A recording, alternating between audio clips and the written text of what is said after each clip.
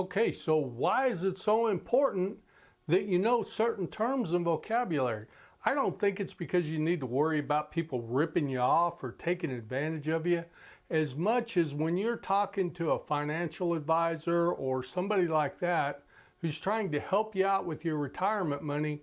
You can have a deeper conversation with them knowing what terms that they're talking about.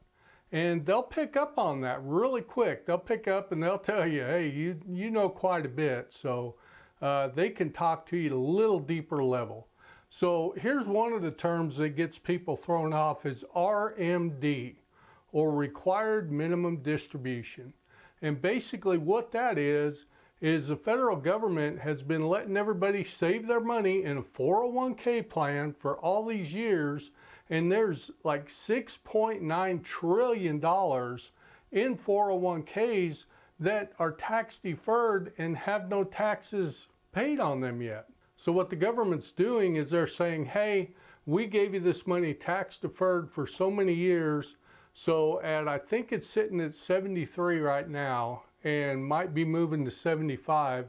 At 73, we're going to make you take a certain amount of that money that's been tax deferred and pull it out of that account and pay the taxes on it.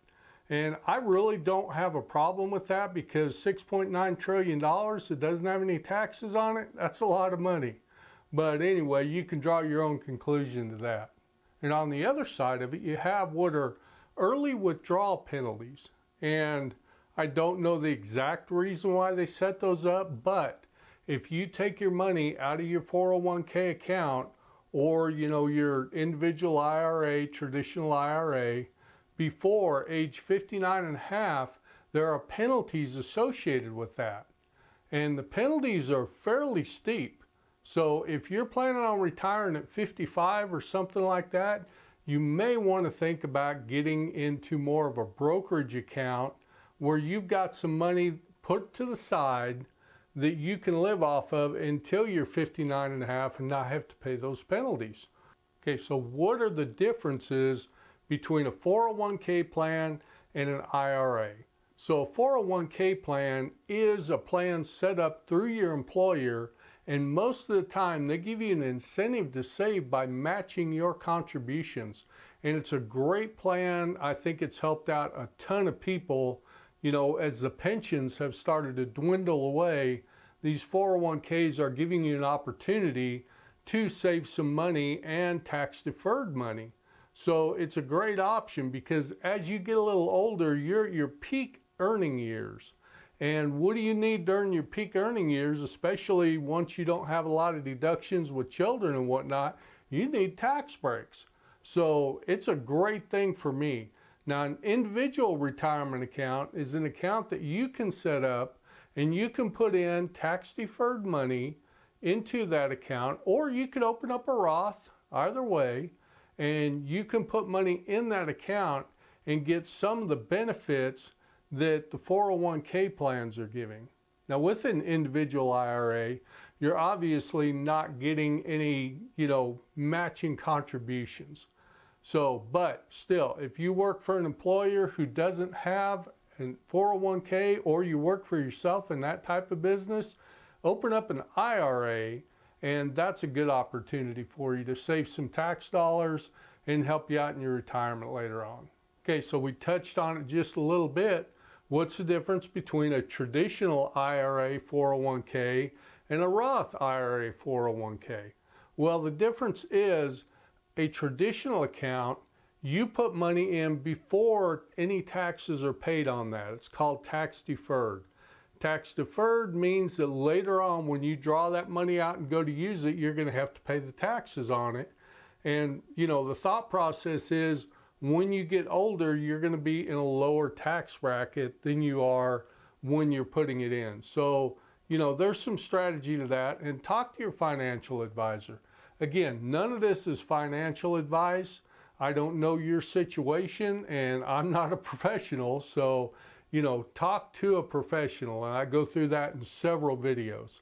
Now, a Roth IRA is money that after you get your paycheck and all the taxes have been taken out, then you can take some of those dollars and put them in a retirement account.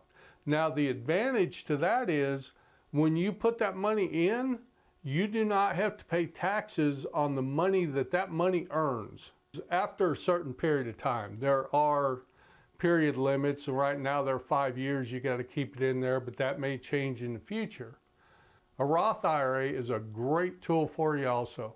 Now you can take a look at the strategy and say, well, I'm putting more money into my traditional so it can gain more money, but when I put it in the Roth, I don't have to pay taxes on those gains. So there's a lot to think about there.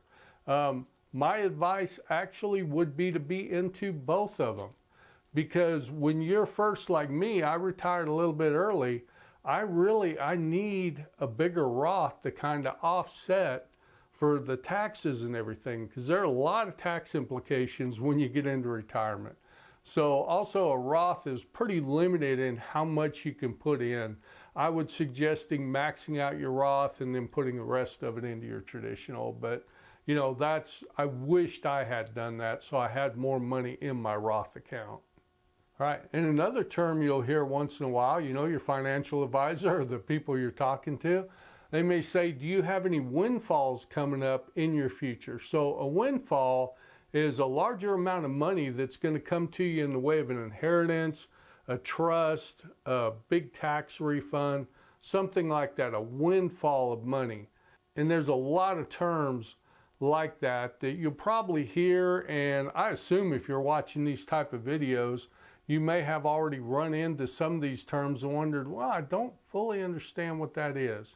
So if you like, down in the description of this video, there's a link to my website where I have free tools. One of them is just a vocabulary sheet, and you can kind of go through that and take a look through those and make sure you have a good understanding, or at least a decent understanding of what these terms mean, because it will help you when you go talk to a financial advisor. So I hope you're having a great day, and go ahead and watch this video next.